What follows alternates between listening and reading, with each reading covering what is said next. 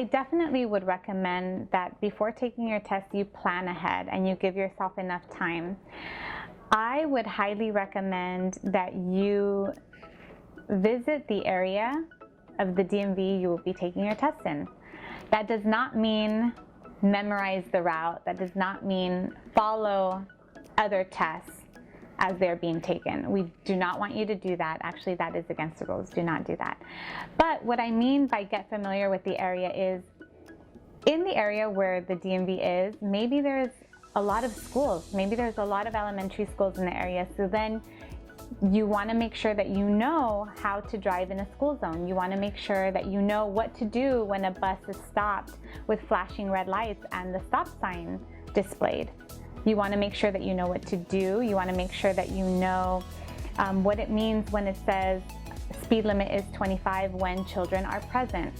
Or, for example, in the area, there may be a lot of bike lanes. So you want to make sure you know the rules of how to properly enter a bike lane. Little things like that can be very helpful.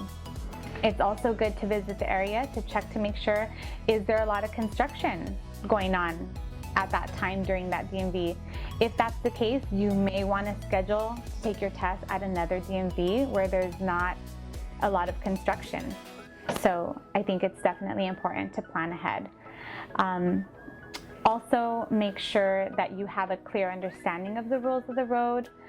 And just some helpful tips of that I've seen people fail on is when they're approaching a turn and the examiner gives the instructions. Personally, what has happened to me is I gave the instruction to make a right turn, but the applicant is not slowing down.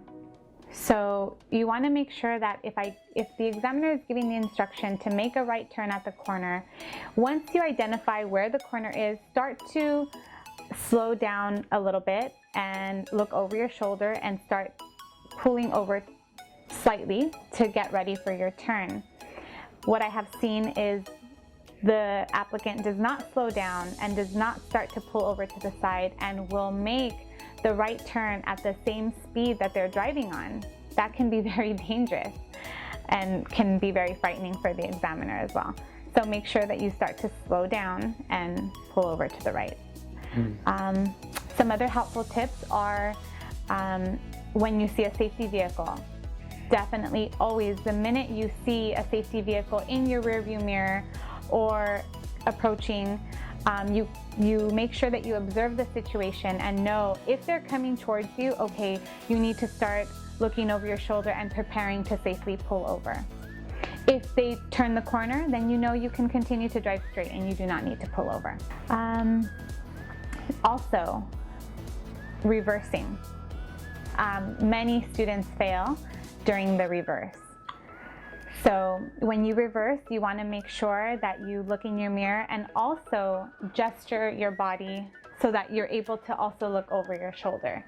A lot of times students will just start to reverse and they're just looking straight. So they have no idea about what's going on behind them. That's important. And make sure that you just keep a steady speed and make sure that you keep the vehicle straight going back. That's important. The examiner, when they're in training, they're trained to not speak with you. If we start to talk to you and become too friendly, it can cause two problems. The first problem is, if you fail, you might say that the examiner distracted you by talking to you and being friendly. The second problem can be if they're too friendly, then you might think they're flirting with you or trying to make a sexual advance at you. So then we can have a problem with that. So during training, the examiner is not supposed to engage in any type of conversation with you other than giving you the instruction. Sometimes people perceive the examiner as being mean because maybe they're not talking a lot, but technically they're not supposed to.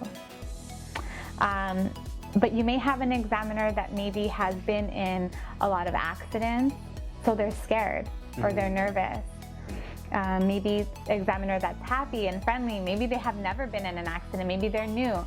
So the perception is different.